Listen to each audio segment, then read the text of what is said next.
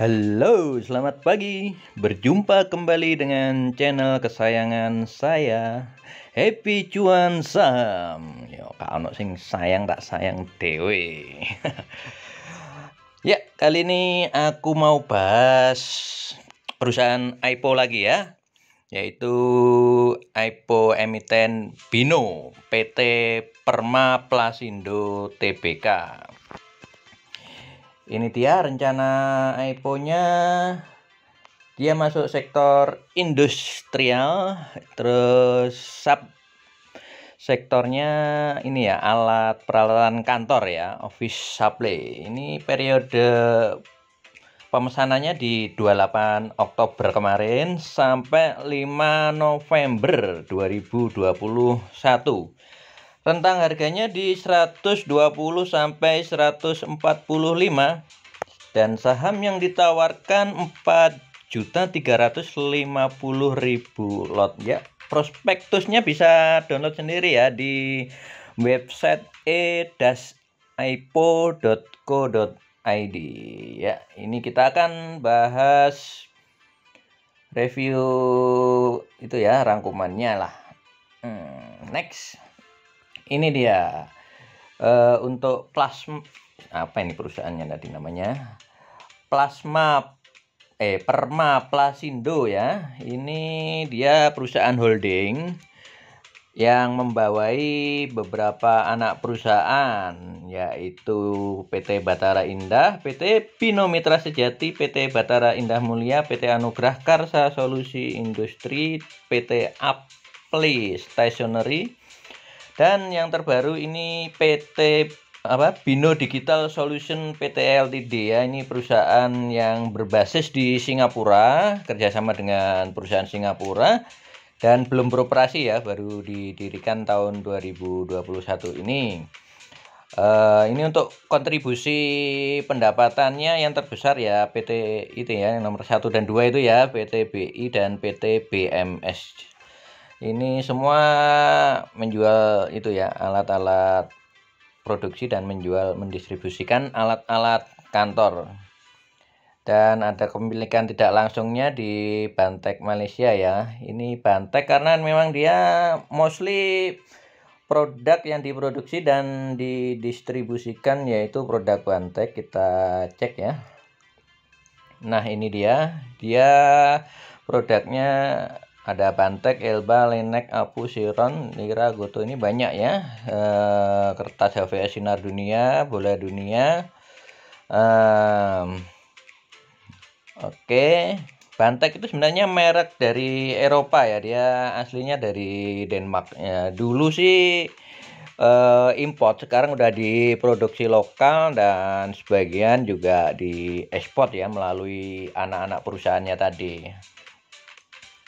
Dan dia juga ada rencana ya, karena sekarang itu untuk penyimpanan offline itu kan sudah mulai digantikan dengan online ya, tempat penyimpanan online, dokumen-dokumen digital, walaupun masih tidak bisa dihapuskan, masih ada barang-barang offline yang tetap harus ada sertifikat dan lain sebagainya ya. Makanya untuk menghadapi tantangan itu dia membuat anak perusahaan yang terakhir ini ya, yang Bino Digital Solution ya. Ini dia nanti itu ya, electronic filling system ya, dia tempat penyimpanan digital, nanti kerjasama dengan perusahaan Singapura yang mengembangkan Vault Box ya. Ini mirip-mirip dengan Google Drive, terus apa itu, Dropbox atau OneDrive itu ya, itu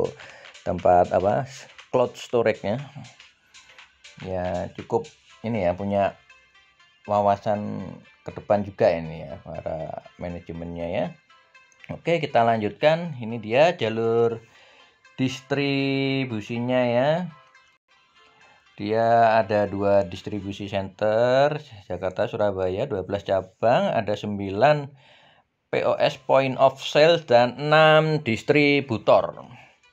Ini baru sampai Sulawesi ya, yang Maluku dan Papua nggak ada ya. Oke, ya mungkin ya, untuk efisiensi. Ini kalau produk-produknya ini banyak ya di toko-toko buku atau alat tulis kantor. Kalau mau online dia ada official store-nya di Tokopedia, Shopee, sama di Lazada. Cari aja ya kalau mau beli, ada ribuan itu produknya, 1000 lebih lah, 1300-an atau berapa itu itemnya. Nah, kita langsung ke pemegang saham ya. Ini sebelum IPO ya, ini pemegang sahamnya ini di angka, ini tahun 2020 ya, ini masih per sahamnya 1 juta rupiah. Ada totalnya yang sudah disetor 12.800 lembar saham ya. Nah, tapi itu mulai 2014 ya sampai 2020, dan di 2020 itu ada konversi ya, ada konversi laba yang ditahan itu ya, sama konversi hutang kepada pemegang saham ini yang dikonversi jadi saham. Ini laba yang ditahan dari 2014 sampai 2020 ya, sekitar 6 tahun itu per lembarnya ada 7 juta sekian. Jadi per tahun itu ya labanya per lembar sahamnya 1 juta, sama kayak itu ya harga sahamnya ya. Jadi kalau dihitung pernya itu pernya 1, bagus banget itu, mantap. Nah, ini ya akhirnya setelah dapat konversi itu dari keuntungan, bonus, dan hutang, jadi jumlah saham pemegang sahamnya jadi 174.000 lembar dari sebelumnya 12.800. Nah, meningkat aja. Nah, akhirnya displit dari harga 1 juta ke 100 rupiah per lembar sahamnya ya. Ini dia jadinya jumlah saham pemegang awalnya di 1.240.000.000 lembar saham dengan nilai nominal 100 per sahamnya. Nanti setelah di IPO ya, setelah IPO nanti kepemilikan masyarakatnya diedarkan 430 juta lembar, sekitar 20%. Dan ini ada komposisi kepemilikan masing-masing ya. Oke. Nah, ini nanti total yang dicatatkan di Bursa Efek ada 2.175.000.000 lembar saham. Jadi dana yang diharapkan didapat dari masyarakat 43,5 miliar ya. Ini dia, nanti kalau ini ada warannya ya, nanti kalau ada waran, komposisi warannya udah ditebus dan mesopnya udah diberikan, maka saham yang beredar jumlahnya ini ya 2,436 miliar lembar saham. Oke, untuk harga warannya belum ada ya. Lumayan lah, bonus setiap 2 lembar saham dapat 1 lembar waran. Jadi perbandingannya 2:1. Nah, ini untuk apa penggunaan dana IPO-nya ini ya, dari 43 juta tadi, yang 43 juta, 43,5 M. Yang 38 M ini untuk bayar hutang. Ini sekitar 88% ya. Yang lainnya untuk pinjaman kepada anak perusahaan BI, terus untuk beli aset ya, ini tanah di Klaten dan bangun gudang. Terus yang nomor 4 untuk dipinjamkan ke BDS ya, 2,5 M. Ini perusahaan baru ini yang akan kerjasama elektronik filling system. Lalu sisanya dipakai BMS untuk modal kerja, untuk ya operasional ya, untuk beli stok barang dan lain sebagainya. Terus untuk warannya nanti kalau sudah ditebus ya untuk anak perusahaan BMS, sama kayak nomor 5 ya. Lalu kita lihat kondisi keuangan dari perusahaan ini ya. Yang terakhir ini dia total asetnya ada 400 M, hutangnya 139 M, jadi ekuitasnya menjadi 278 M.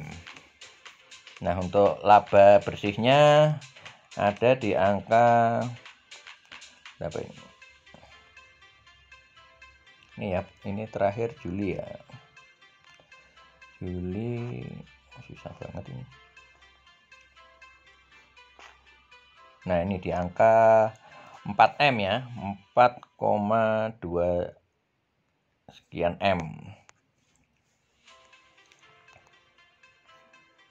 Nah, kita langsung masuk aja ke analisa harga IPO-nya ya. Tadi udah kita masukkan sini jumlah saham, terus equity sama itu ya, net profit, hutang dan saham awalnya ya. Untuk saham awalnya ini ya, Hino di sini.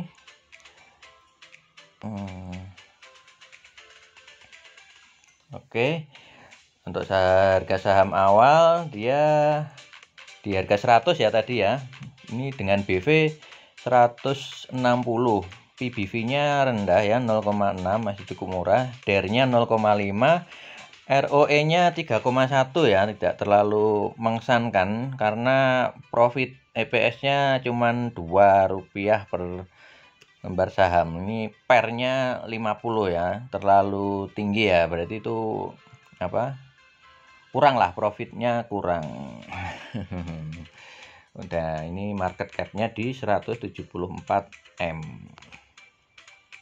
Nah, kalau untuk harga dengan harga 120 ya, harga IPO yang terendah 120, maka BV-nya 128, PBV-nya 0,9. Cukup rendah. Ini ya kalau perusahaan yang sejenis nggak nemu ya yang produknya mirip ya, tapi kalau di subsektor yang sama itu ada 4 ini ya, Blue, Koni, sama apa ini, MDN ya, Blue, Koni, Lion, MDRN ini ya. Dia PBV-nya masih cukup murah dari pesaingnya ya. Ini yang kita lihatnya ke Blue sama Koni aja ya, yang asetnya bagus ya, asetnya setara lah.